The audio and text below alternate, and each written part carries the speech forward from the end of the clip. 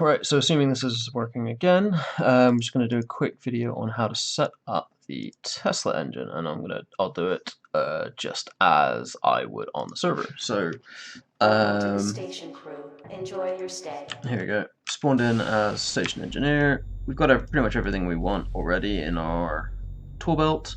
We're going to be doing the Tesla engine rather than the Singularity, which is a lot easier of an engine to set up than some of the other engines like the Singularity. So it's a lot easier, but it's got negative points, which we'll cover. So quickly, first thing you do is you want to set up containment. So go over to the void suit storage, make sure you get yourself a mask, attach the helmet to the suit, and the boots don't actually matter too much for this one, but get the boots anyway, no reason not to. Get your oxygen tank out, might as well enable it now, and then shove it on your back. And I'm just going to force the airlock, but you should wait and let it cycle, so that there's no problems, and you don't suddenly space people and set off atmosphere alarms and all that fun jazz. People get kind of annoyed about that.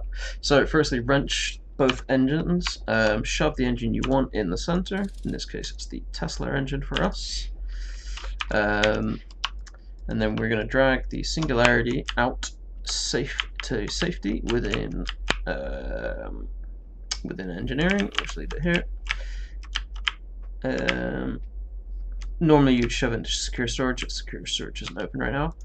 Right, so then in one hand we need to set up emitters. So I'm being moved because of the atmosphere, because I forced the door, so I've just enabled my mag boots. But in one hand, have your ID, and then your other hand is empty.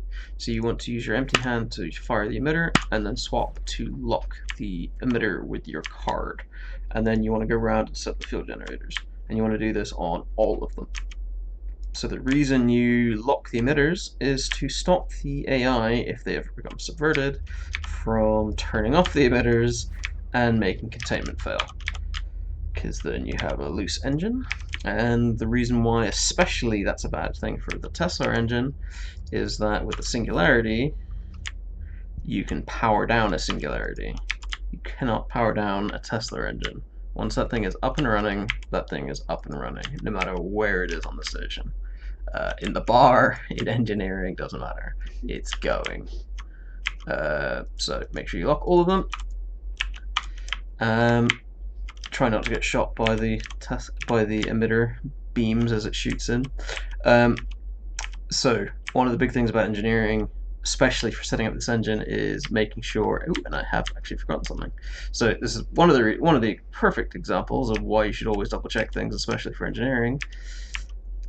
Is you don't want to miss anything, because you will release that engine, and somebody who's playing the Antag is going to be quite upset that you've ruined their game as a non-Antag by releasing that engine. So always double check everything.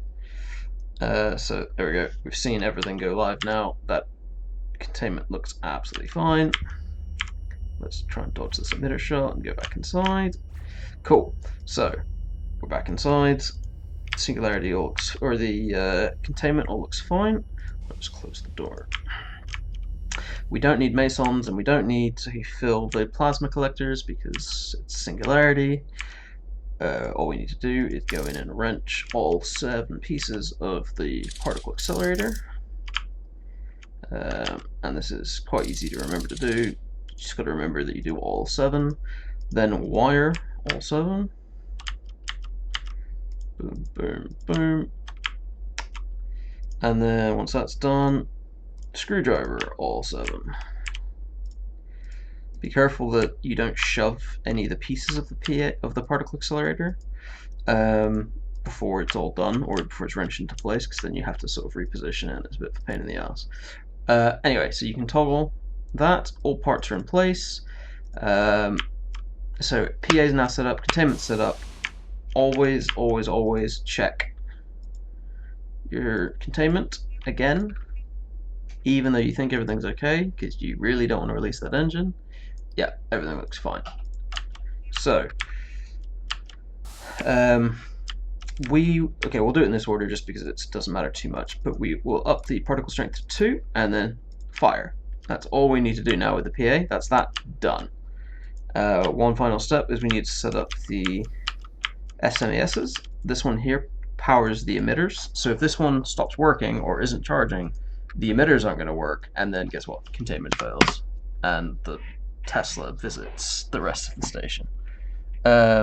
So for this one, you don't need a lot of power, so I always just up this slightly to 60,000.